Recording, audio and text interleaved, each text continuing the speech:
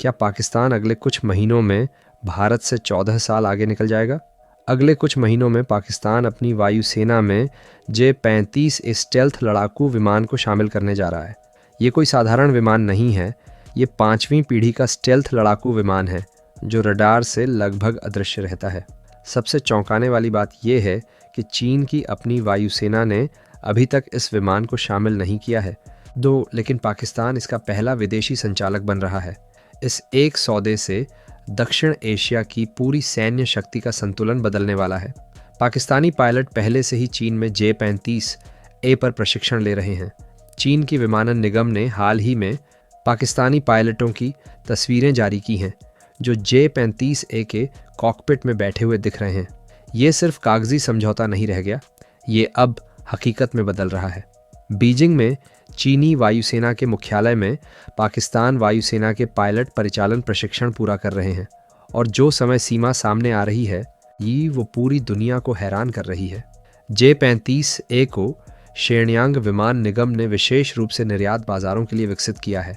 ये एक बहुउद्देशीय स्टेल्थ लड़ाकू विमान है जो हवा से हवा में मार करने वाली और ज़मीनी लक्ष्यों को भेदने वाली दोनों तरह की अभियान को अंजाम दे सकता है।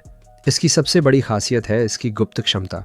आंतरिक हथियार भंडारण का मतलब है कि सभी हथियार विमान के अंदर छिपे रहते हैं, जिससे रडार संकेत काफ़ी कम हो जाता है।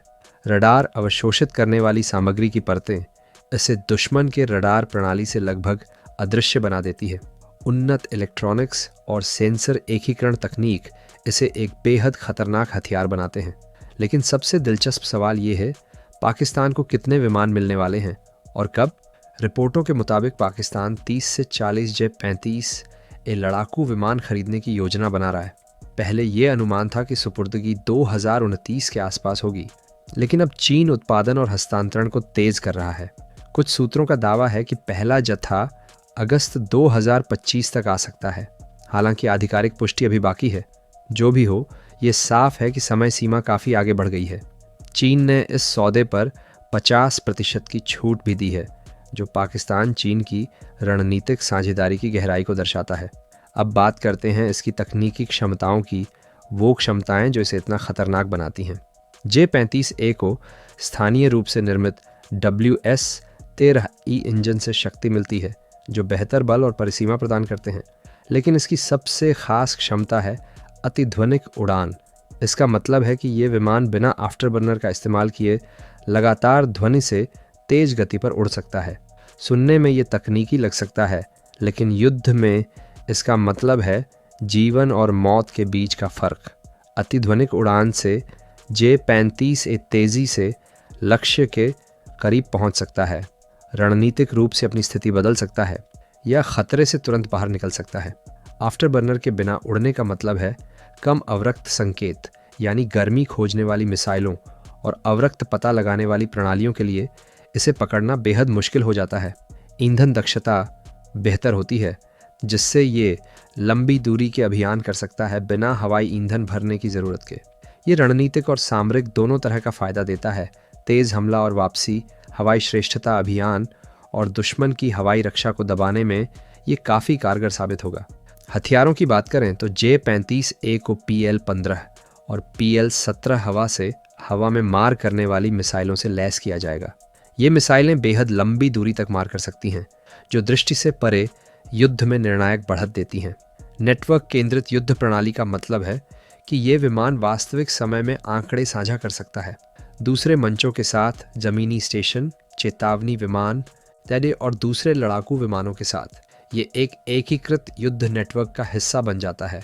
पाकिस्तान की मौजूदा लड़ाकू विमान सूची में लगभग 156 J-F-17, 75 F-16 और 20 J-10C विमान हैं, साथ ही पुराने मिराज और F-7PG विमान भी। J-35A का शामिल होना एक बिल्कुल नई क्षमता परत जोड़ता है 5वीं पीढ़ी की गुप्तता। धीरे धीरे पुराने F-16 और मिराज लड़ाकू विमानों को सेवानिवृत्त किया जाएगा और J-35A उनकी जगह लेगा।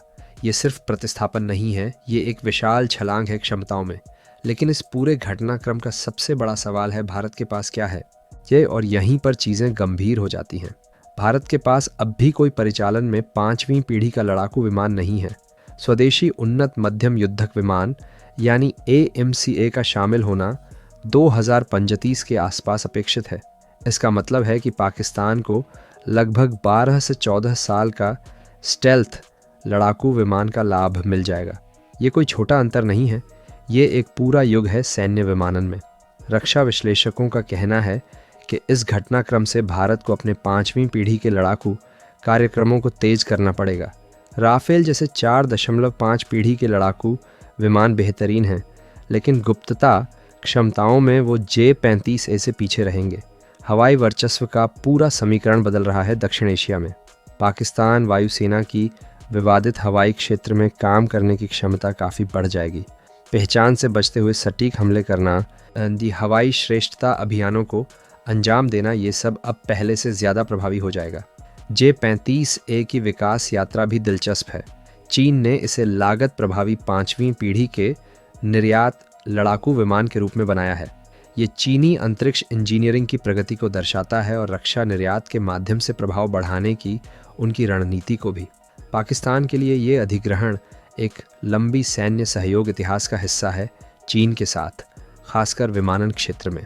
JF-17 थंडर कार्यक्रम इसी साझेदारी का नतीजा था और अब J-35A इसे एक नई ऊंचाई पर ले जा रहा है। क्षेत्रीय सुरक्षा वातावरण में ये शामिल होना शक्ति संतुलन को बदल सकता है।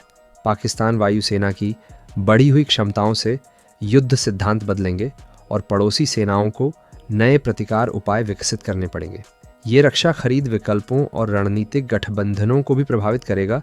पूरे दक्षिण एशिया में भारत, रूस, फ्रांस, चीन और संयुक्त राज्य अमेरिका के साथ अपनी रक्षा साझेदारी को देख सकता है नए दृष्टिकोण से। स्वदेशी कार्यक्रमों को बढ़ावा देना होगा और शायद विदेशी सहयोग को भी तेज करना पड़ेगा।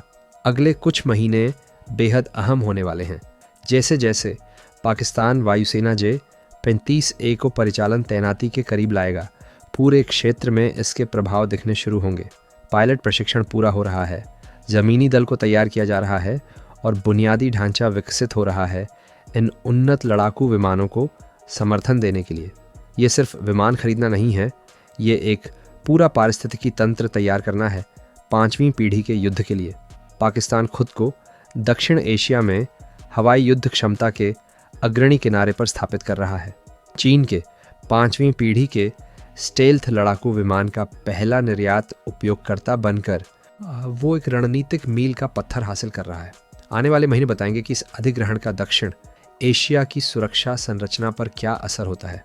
रक्षा विशेषज्ञ, सैन्य रणनीतिकार और भूराजनीतिक विश्लेषक सब इस घटनाक्रम को बारीकी से देख रहे हैं। अगर आपको रक्षा और भूराजनीति से जुड़ी ऐसी विस्तृत विश्लेषण पसंद आया तो इस चैनल को सदस्यता ज़रूर दें। बेल आइकॉन दबाएं ताकि हर नई वीडियो की सूचना आपको मिल सके। कमेंट में बताइए कि आपको क्या लगता है, क्या भारत को अपने 5वीं पीढ़ी के कार्यक्रम को तेज़ करना चाहिए।